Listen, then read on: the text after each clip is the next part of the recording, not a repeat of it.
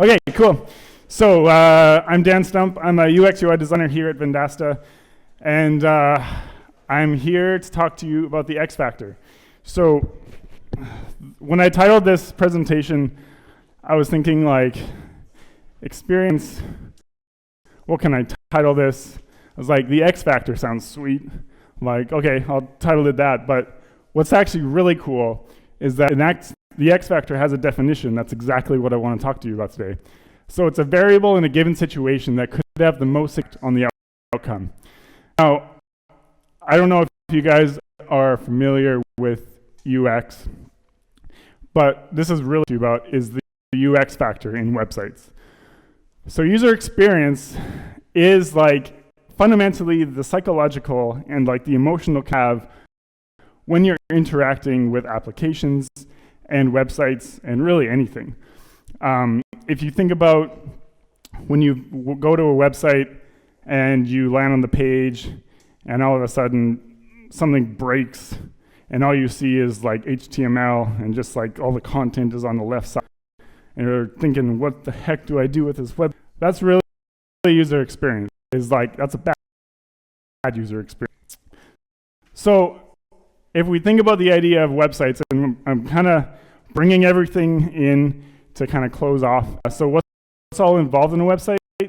SEO, content, and UX. So this stuff creates the website. All this stuff put together, maybe there's a couple other elements architecturally that I'm not thinking of, but really I'm thinking about the user because that's what I'm passionate about. So this really actually means traffic, information, and interaction. So the traffic, the SEO, drives the traffic into the website. The content is the information that the business or the people are selling, and UX is the interaction that each and every user that visits a website has. So this actually is a website, and this produced leads. And then it produces sales. So this is the value of websites. So if we find something on Google, and we get driven into a website, and the content is there, but all of a sudden the user experience sucks, then potentially that lead's just going to drop off. They're probably not going to continue looking through things. Maybe they will, but they're probably going to suffer. About some positives and negatives about, or goods and bads, rather, about UX. So bad UX, number one, site's broken, doesn't work. I can't get what I want. It's super confusing. Nothing is making any sense. The navigation is weird. The words don't line up. It's restricting. Something isn't right. Like what I want to do, I can't do. It's obscure.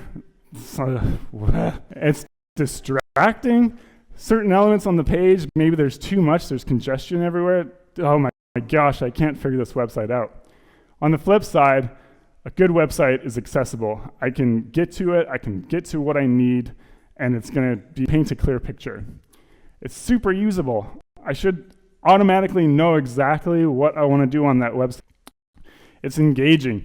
Man, nothing is better than a good website that actually tells me or actually drives me into a funnel. Like maybe not so good for a person with a low bank account that actually is going to buy something. But hey, if it drives sales, it's really good. It's logical. Something actually, like, the stuff makes sense.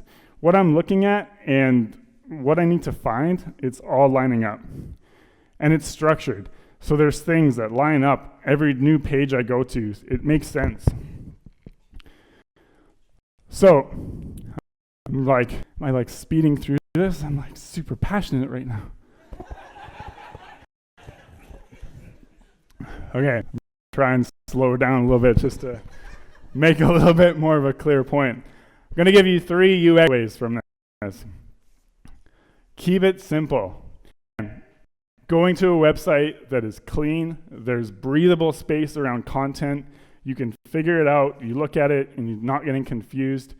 Remove noise where possible. There's even possible, even too much graphics, too much imagery, anything like that that's just like, put it in there because it's going to help us build our SEO. Yes, do it safely. with caution. Do as much as you need to do, but also do as little as you can. Prioritize content. Man, like if you have a fold on a website, which is fundamentally, it's like what you see when you land on a website or you scroll. If you're not saying something in that H1 or with that first image or with the navigation that's going to actually drive them to keep looking, there's nothing that's going to keep going. Define page templates. This is about structure. This is something, it's almost like defining mental models for a website.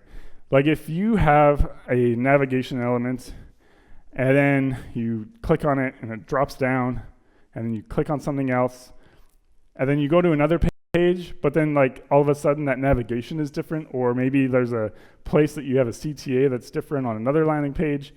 It's just weird. Like if you can't figure out a website in 5 seconds, you're gonna lose a user.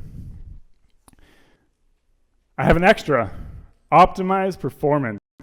This is huge, and it was hit on a little bit earlier in the talk, but long waits kill UX. You can probably think of all the times that you've landed on a website and had a blank page waiting for something to hear, just honestly just desiring to look at. And if you're not there, you're closing that tab. So back to the X factor. What is that variable and how is it so dependent, or like how is it site?